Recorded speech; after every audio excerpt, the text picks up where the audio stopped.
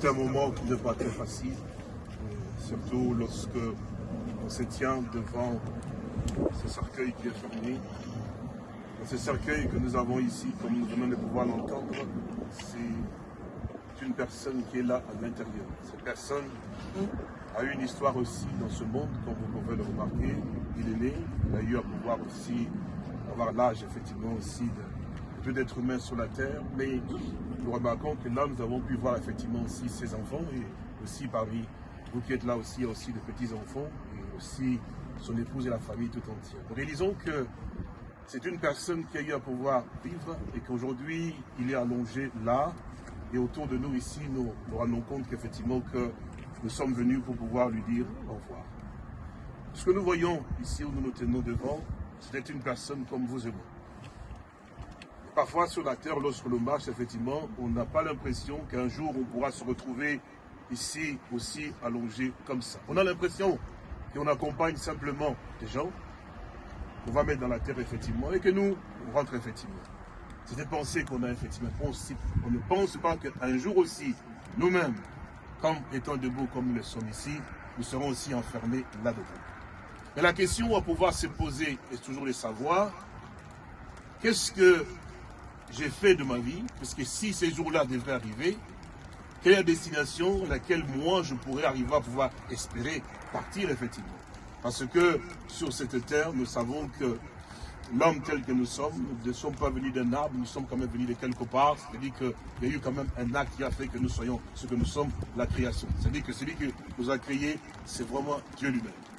Et ce Dieu a eu à pouvoir manifester son amour d'abord par la création, à faire de nous ce que nous sommes. Et non seulement cela aussi, il a eu à pouvoir aussi nous accorder une grâce particulière. C'est qu'il n'est pas resté muet, parce que l'homme sur la terre peut dire, mais je ne sais pas d'où je viens, ni où je vais. Mais c'est Dieu a eu à pouvoir parler, pour que l'homme qui est sur la terre puisse avoir la possibilité de savoir pourquoi il a été créé, et aussi avoir aussi le choix de pouvoir aussi faire son choix entre les deux destinations qui sont donc présentées devant nous. C'est ainsi que nous nous tenons ici aussi pour que nous puissions réaliser que, comme cet homme de Dieu, je pense, dans les Saintes Écritures, c'est Salomon qui a dit cela, disant que vanité de vanité, tout est vanité. On peut avoir vécu sur la terre, effectivement, on peut avoir fait tout ce qu'un être humain va faire, mais on finit toujours par se retrouver dans ce cercueil de bois ici. Là, on peut se rendre compte, effectivement, que tout ce que nous pouvons faire sur la terre, effectivement, lorsque nous partirons, ces choses-là nous accompagneront jamais. Nous serons toujours seuls. De la même manière que seul aussi, vous êtes venus au monde, effectivement, aussi seul, vous rentrerez aussi.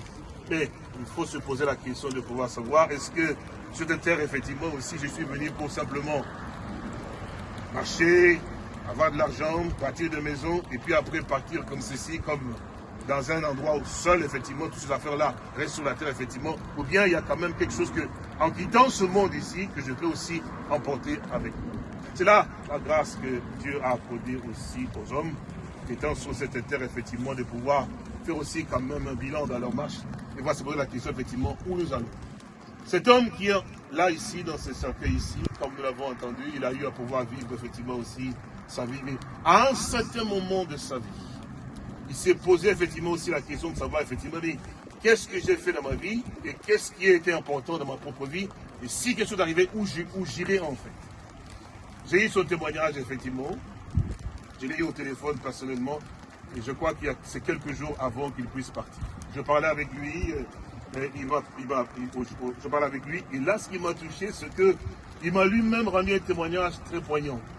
C'est pour ça que je suis heureux de me tenir ici pour pouvoir apporter une parole et puis prier aussi pour que le Seigneur accorde la grâce à la famille. Il m'a dit ceci, il dit, frère Léonard, c'est que je voulais t'avoir au téléphone déjà pour te parler, parce que c'est moi qui l'ai appelé, quand il était à l'hôpital. Et il m'a dit ceci, il dit que je remercie le Seigneur qui m'a accordé la grâce de pouvoir réellement aussi l'accepter de tout mon cœur comme mon sauveur personnel. Ça, de mes propres oreilles, moi je l'ai entendu. Et puis il me dit, frère Léonard, ce que je rends gloire au Seigneur de ce que c'est par toi que quand j'ai pu me connecter pour que la parole, que Dieu a travaillé mon cœur, qui a permis effectivement que je m'accroche maintenant à l'évangile, de que je sortirai de l'hôpital, c'est toi qui vas me baptiser. Donc cet homme ici qui est ici dans le cercueil, c'est notre frère en Christ. Ce n'est pas un païen, ce n'est pas quelqu'un qui a été effectivement, au sa vie passée, comme il a accepté le Seigneur, Dieu a pardonné cela.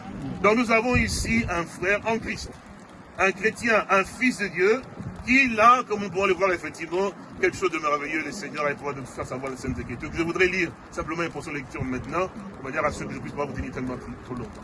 Dans le livre d'Apocalypse, chapitre 14, je vais dire cela. Merci.